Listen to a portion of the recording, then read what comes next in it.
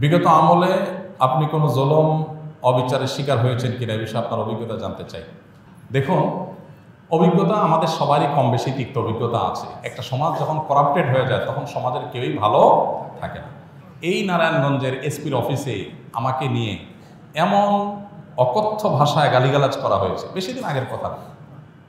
এবং এই সিদ্ধিরগঞ্জ থানার ওসি ছিলেন, আমি নাম আর বললাম না, ওসি সাহেব তিনি ভালো মানুষ ছিলেন, আমার পক্ষে ছিলেন। আমি একটা মাসআলা দেওয়ার কারণে সেখানে আমাকে ডেকে নিয়ে অকথ্য গালিগালাজ, আর ওসিরে বলতেছে যে থানায় নিয়ে প্লাস দিয়া হাত পায়ের নখুটে দিবা, আমার সামনে বসায় দেয়। বুঝতে পেরেছেন?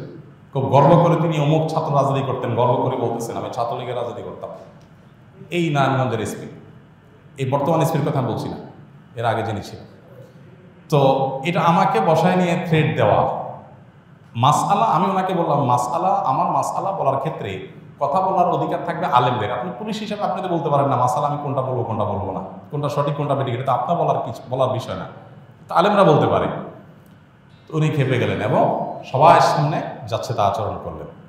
কত শত অভিজ্ঞতা আছে, এগুলো তো আমি মানে সব কিছু বলার সুযোগ পাই না, আর বিশেষ করে বলতেই তো পারি না। কারণ কোনো স্ট্যাটাস আমরা লিখেছি, সেখানে দেখা গেছে যে 5টা এজেন্সি থেকে ফোন চলে আসছে, হ্যাঁ আপনি এটা কেন লিখলেন, ওইটা কেন লিখলেন, চাপাচাপি শুরু হয়ে গেছে। আমাদের ফাউন্ডেশনের সমস্ত হিসাব নিকাশ পুঙ্খানুপুঙ্খভাবে রাখার পর সেটা আবার আমরা ভালো অডিট ফার্মের মাধ্যমে অডিট করে একেবারে এমনভাবে রাখি যে তিল তিল করে আমরা হিসাব ফেসবুকে পর্যন্ত দিয়ে দিই, কোনটা কত দিয়ে কিনি সেটা পর্যন্ত আমরা দিয়ে দিই। এত কিছুর পরও দেখা গেল যে আমাদেরকে বিভিন্নভাবে নাজেহাল করার চেষ্টা করা হতো কোনো লোক। আলহামদুলিল্লাহ এর মধ্যেও প্রশাসনের উপরস্থ কিছু মানুষ পরেশান করলেও নিচু পর্যায়ের বা মাঝারি বা কোনো উপরস্থ কর্মকর্তাদের সহযোগিতাও ছিল। তাদের সহায়তা না থাকলে এতদূর আমরা আসতে পারতাম না। কিন্তু একটা বড় অংশ আমাদেরকে দৌড়ের উপর রাখতো। ইস্তেসকার নামাজের ঘোষণা দিছি, আমার বাসার নিচে দেখি যে বিভিন্ন গোয়েন্দা সংস্থার গাড়ি বোঝাই করা, মানসিকভাবে পেরেশানি। বাবা ইস্তেসকার নামাজ পড়বো, একটা নিরীহ একটা ইবাদত, আল্লাহর কাছে দোয়া করবো দেশের ভালোর জন্য। সেখানে দেখা গেল যে আমি বাসার থেকে বের হইতে না হইতে দেখি যে মানে একেবারে চারপাশে ঘিরে ধরছে, সোজা কথা মানসিক চাপ যেটাকে বলে সেটা দিয়ে রাখা। কত কাহিনী এবং কত ঘটনা যে ঘটেছে সেটাতে বলা হয়। জোর করে সরকারি বিভিন্ন অনুষ্ঠানে নেওয়ার জন্য একবার একজন এডিশনাল এসপি, তার নামটা আমার মোবাইলে সেভ করা আছে, আমি নাম আর বললাম না, উনি ফোন দিয়ে বলতেছেন যে আমি অমুক। তো আমি বললাম হ্যাঁ বলেন। তো উনি বলতেছিলেন যে আমাকে সব হুজুররা কিন্তু চিনে, খুব নেগেটিভভাবে বলতেছেন, মানে হুজুরদের সব সাইজ করি আমি, আমার নাম সব হুজুরদের মুখস্থ, আপনার সাথে আমার প্রথম কথা হচ্ছে। এটা হলো শুরুতেই কথা না।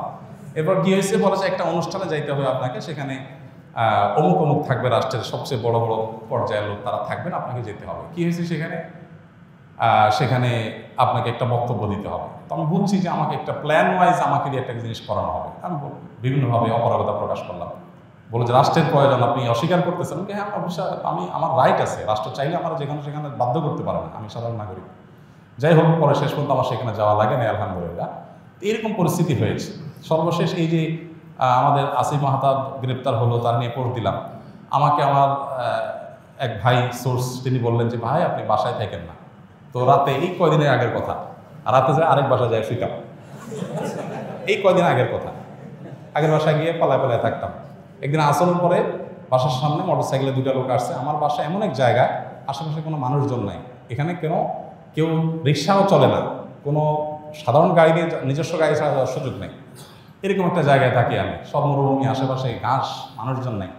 সেখানে কোনো মানুষ আসা তো স্বাভাবিক নয়। 2জন মানুষ আসরের আগ থেকে এসে অপেক্ষা করলো। তারা মনে করেন এত লম্বা সময় আসে, নিশ্চয়ই ওয়াশরুমে গেছে লম্বা সময় ধরে। মাগরিবের নামাজ পড়লাম, ওযু ছাড়াই নামাজ পড়লো আমাদের সাথে। ওখানে যে জামাত হয় এটা জানার কথা না, আমার বাসার নিচে গ্যারেজে ছোট্ট করে একটা রোড, আমরা জামাতে নামাজ পড়ি। যাই হোক, এরপরে যাওয়ার সময় আমাদের একজনকে জিজ্ঞেস করলো অমুককে তমুককে, নাম জিজ্ঞেস করলো, তখন আমরা বললাম যে এটা সংস্থার লোক।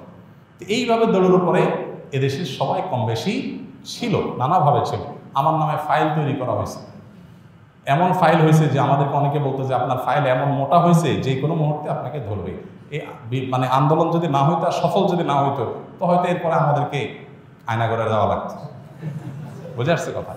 তো এরকম একটা পরিস্থিতি এই দেশে তৈরি হয়েছে যে আসলে আমরা কেউ যে খুব ভালো ছিলাম বা ভালো থাকতে পারি সেই সুযোগ কারোরই নাই। এরপরও আমরা আসলে সংগ্রাম করে চেষ্টা করে যতটুকু সম্ভব চেষ্টা করেছি অস্তিত্বটা টিকে রাখার জন্য, তার জন্য যে কত মূল্য দিতে হয়েছে, কত থ্রেট, এগুলো হজম করতে হয়েছে, সকাল বিকাল পালায় বেড়াইতে হয়েছে, হ্যাঁ, বিভিন্নভাবে টোপ দেওয়া হতো যে সরকারি এই সুবিধা নেন, ওই সুবিধা নেন। আলহামদুলিল্লাহ কখনো সেই সুবিধাগুলো আমরা গ্রহণ করি নাই, এবং এ ব্যাপারে আল্লাহ তালা আমাদেরকে গাইড করেছেন। এবং দোয়া করি আল্লাহ তালা আমাদের প্রিয় দেশটাকে এমন নিরাপদ করে দেখ, কেউ কাউকে ভয় করে চলতে হবে না।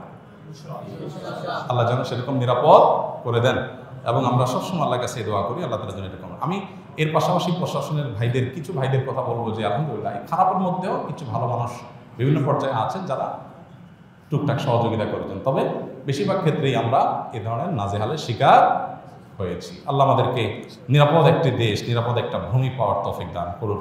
আমাদের সমস্ত কষ্টগুলোকে আল্লাহ তাআলা দূর করে দিন।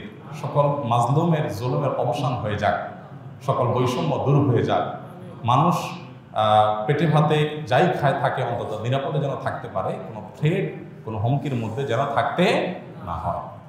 কোনো একটা কথা লিখলে, কোনো একটা কথা বললে যদি 5টা টেলিফোন আসে আর চাপ আসতে থাকে, তাহলে মানুষ স্বাধীনভাবে কোনো কথা বলতে পারে না। আর মানুষ যখন লেজ বড় হয় বা গাছ যখন বড় হয়, তখন বাতাসও বেশি ধরে। কাজ যাদের যত বেশি, তাদের উপরে প্রেশারও তত বেশি আসে। আল্লাহ তাআলা এই প্রেশার মুক্তভাবে, অন্তত অন্যায়ভাবে যে প্রেশারগুলো হয়, এগুলো মুক্তভাবে আল্লাহ তাআলা আমাদের সবাইকে এই প্রিয় মাতৃভূমিতে চলার তৌফিক দান করুন।